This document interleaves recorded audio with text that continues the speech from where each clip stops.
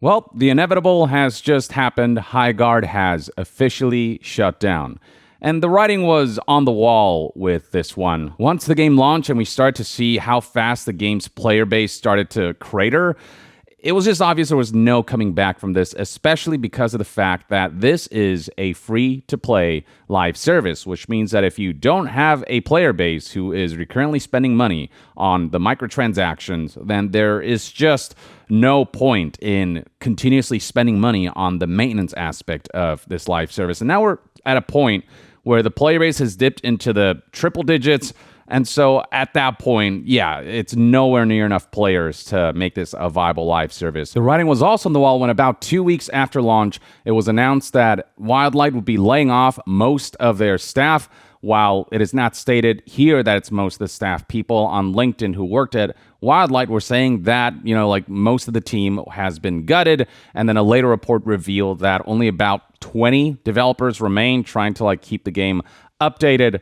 But the fate of Wildlight and Highguard was sealed at that point. The end result is that today, on March 3rd, 2026, they have officially announced that this will be Highguard's final update that'll be arriving soon. Here's the full statement. Today, we're sharing difficult news. We made the decision to permanently shut down Highguard on March 12th. Since launch, more than 2 million players stepped into Highguard's world. You shared feedback, created content, and many believed in what we were building. For that, we are deeply grateful. The fact that 2 million players checked the game out and ultimately most of them decided to not stay goes to highlight that the issues surrounding Highguard were deeper than just its failed marketing campaign. The way it was announced at the Game Awards as the big finale, a live service that just didn't have a particularly impressive trailer, that garnered a lot of negative feedback because of the spotlight that slot at the Game Awards brings to any game. And if the game itself doesn't feel worthy of that spotlight, then the spotlight turns incredibly sour. That's kind of what happened to Highguard, and I think it ultimately ended up biting the game in the ass when it comes to an optics standpoint. But it wasn't just that. While Highguard was a valiant effort, the fact remains that the game had a lot of issues. And if those issues didn't exist, and if they didn't have the, what former developers called hubris to think that they could just replicate what worked with Apex Legends and try to just do a redo of that with Highguard, if they had the sense to host a beta and really listen to player feedback and overhaul it before truly launching it, I think Highguard would have stood more of a chance because what ideas they were going for would have been more refined. It was a valiant idea that did try something kind of new, but the execution was just flawed enough that it didn't allow that player retention. It didn't pave the road for 2 million players ultimately deciding that this was worth their time above all the other live services in this oversaturated market. But yeah, permanently shutting down on March 12th means that the game is shutting down just a mere 45 days after its launch. And it just feels like more and more live services are shutting down sooner and sooner after its release. And this is not something that I celebrate. I would have loved for Highguard to go far and above the expectations and the high bar that comes with being featured as the Game Awards big finale. Unfortunately, it just quite didn't. And while Highguard wasn't as bad as what happened with Concord, it still comes kind of close. Concord died just 14 days after launch. Highguard died 45 days after launch, which is better, but really not by much. The statement continues, despite the passion and hard work of our team, we have not been able to build a sustainable player base to support the game long term. Servers will remain online until March 12th.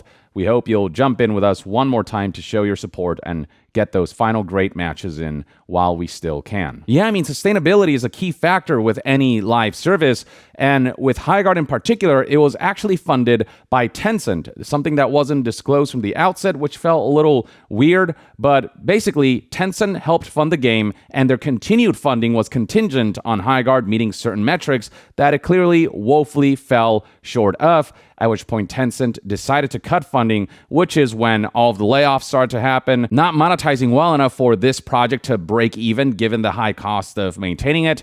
Of course, they had no choice but to shut it down. But this all begs the question of how worth it is it really to pursue a games as a service when this is a kind of product that if you don't meet a certain standard, it can fall apart in just 45 days. That is ridiculous and insane. Pursuing a live service, especially as a brand new studio that sure might be composed of veterans, but you're still an unproven new studio with a brand new live service in an oversaturated market while being so financially strapped that if you're not successful, then you can fall apart in 45 days. To me, it's just like such an irresponsible model to pursue. It's this all or nothing approach with no safety net that I think doesn't serve well to be the first project that a brand new game studio tackles. I think they have to build up to a point where they're able to tackle something like this and still have a safety net. And I know the developers made their best efforts and truly believed in this project, and they got a lot of good internal feedback, but that was also part of the hubris where the conditions in which they got that internal feedback were different from the conditions surrounding the game being out in the wild and being played by players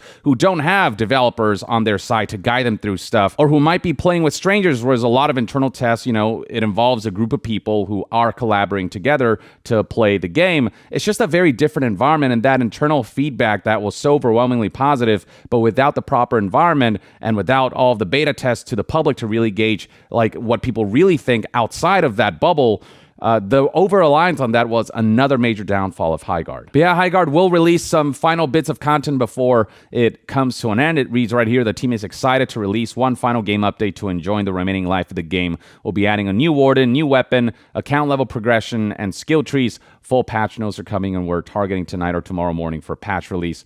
From all of us at Wildlight, thank you for playing, for supporting us, and for being part of Highguard's story. But yeah, I think what it ultimately comes down to are a lot of like strategic missteps and a lot of decisions made from a place that, just from the words of former developers, is described as hubris because of the fact that once upon a time they worked on all these mega hits like Titanfall, which, didn't perform well, but was still well beloved and paved the road to what ended up being the mega hit Apex Legends. But Apex Legends came around the time when Battle Royale was explosively popular, when that market wasn't super oversaturated, and it had the Respawn name to kind of back it as well, to just give it that much more of a level of prominence. Wildlight had none of that with Highguard. It tackled a new genre, I suppose, that ultimately is a combination of a bunch of existing genres, and it still leaned enough into existing gameplay tropes, and the execution was lacking enough that ultimately this was a game that could not stand out from the pack and came in at a time when it's more difficult than ever to break into the live service market. So I think Highguard ultimately, it sucks that it all played out the way it did. I wish Highguard could have been massively successful and it could have surpassed expectations surrounding it, but that's just not what ultimately ended up happening. And I think mainly Highguard is a cautionary tale of some of the things that you shouldn't do, especially when you're trying to ship a live service. But it feels like history tends to repeat itself over and over again when it comes to games as a service, because ultimately it is just that risky of an endeavor, to the point where, if you miss metrics by a certain degree, then you can fall apart in mere days. And if you ask me, no model that has that severe of a risk is worth pursuing, especially as your first ever project, when all of your success and all of your ability to just even be able to keep the lights on is riding on its success, especially when it's free to play.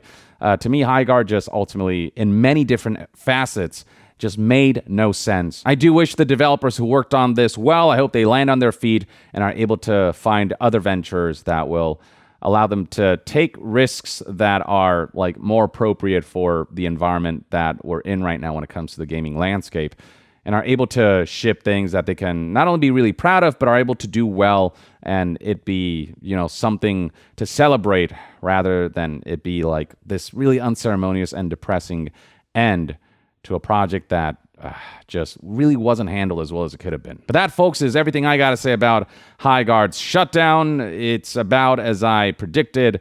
Though admittedly, it happened even faster than I was expecting. And I'd love to hear what your thoughts and opinions are on how things played out surrounding Highguard in the comments below. And to be further updated on all things gaming news, reviews, and discussions, stay tuned right here on Young Yeah. I'll see you guys next time. Young out.